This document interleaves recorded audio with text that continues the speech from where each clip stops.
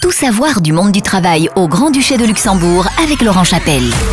Bonjour aux 10 756 salariés encore au chômage partiel le 1er juin, car on va voir que les nouveaux chiffres de cette semaine ne sont pas bons. Alors on va profiter des terrasses et on va parler d'un métier qui analyse tout ça.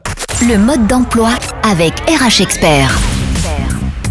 15 sera le nombre de la semaine. 15% de voitures en moins sur les routes frontalières du Grand-Duché au 1er juin, selon les tout derniers chiffres de la Fondation IDEA. Alors forcément, la vie est plus simple sur la route, surtout que dans le même temps, le gouvernement luxembourgeois a décidé de rembourser la moitié de l'achat de votre vélo.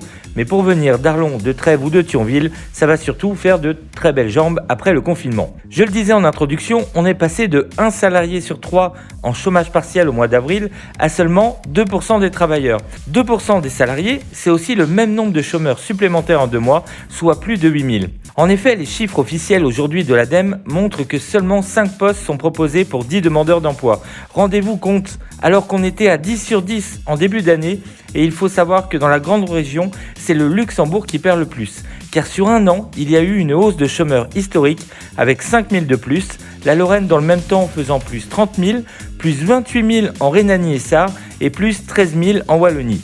Vous avez fait les comptes, en un an, on a eu 75 000 chômeurs de plus sur la grande région et l'hécatombe semble vouloir malheureusement continuer. Dans le même temps, les politiques essaient que les lois entre les pays permettent de continuer à faire du télétravail encore quelques semaines, sans risque au niveau des impôts, de la sécu ou des prestations familiales.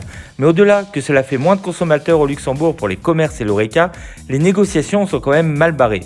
Bref, les prochaines semaines, on ne veut pas être tranquille, mais n'oubliez pas, le 15 juin, on n'a plus besoin d'attestation pour passer les frontières, et ça, c'est une bonne nouvelle. Zoom sur le métier de la semaine. Si le médecin s'occupe de la santé des citoyens, l'analyste financier, lui, s'occupe de la bonne santé des entreprises.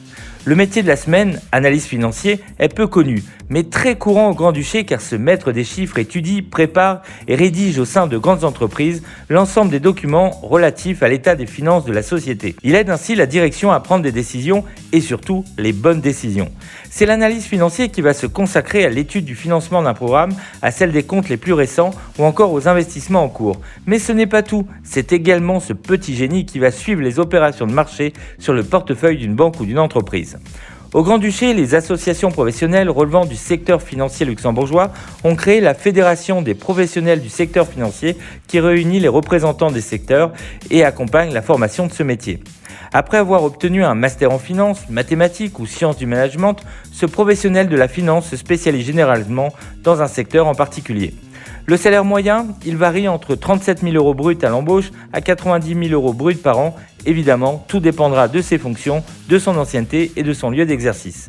Alors si vous aussi vous êtes passionné par les chiffres et que vous avez l'esprit de synthèse et d'analyse, n'hésitez plus et postulez au métier de la semaine, analyse financier. RH Expert vous donne rendez-vous dès maintenant sur www.rhexpert.com.